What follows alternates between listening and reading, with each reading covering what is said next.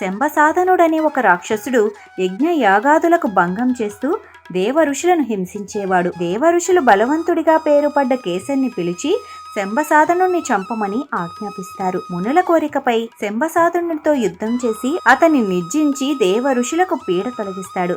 సజ్జన స్వభావం గల అతనికి అంజని అనే భార్య ఉంది. వారు సంతానము కొరకు భక్తితో శివుని ఆరాధించిరి. అప్పుడు వాయుదేవుడు శివుని తేజమును పండు రూపంలో అంజన కొసగెను. అంజనకు జన్మించిన సుతుడే ఆంజనేయుడు. కేసరి నందనుడని వాయుదేవుడని అనుగ్రహంతో జన్మించినందున వాయుసుతుడని కూడా ప్రసిద్ధుడయ్యను. పుట్టుకతోనే దివ్య తేజస్సు కలిగిన ఆ బాలుణ్ణి అంజనీ పుత్రుడు కనుక ఆంజనేయుడని పిలిచేవారు. జన్మతః బల సంపన్నుడు అయిన ఆంజనేయుడు ఒకమారు ఉదయించుచున్న సూర్యబింబమును చూచి పండు అనుకుని తినుటకు ఆకాశమునకెగెను. అప్పుడు జరిగిన ఘటనలలో ఇంద్రుడు తన వజ్రాయుధంతో ఆ బాలుని దవడ హనుమపై కొట్టెను. అలా కొట్టడం వల్ల ఆ బాలుని దవడకు చొట్టపడినది. చొట్టపడిన దవడ కలిగిన వాడవడం చేత హనుమంతుడన్న పేరు వచ్చింది.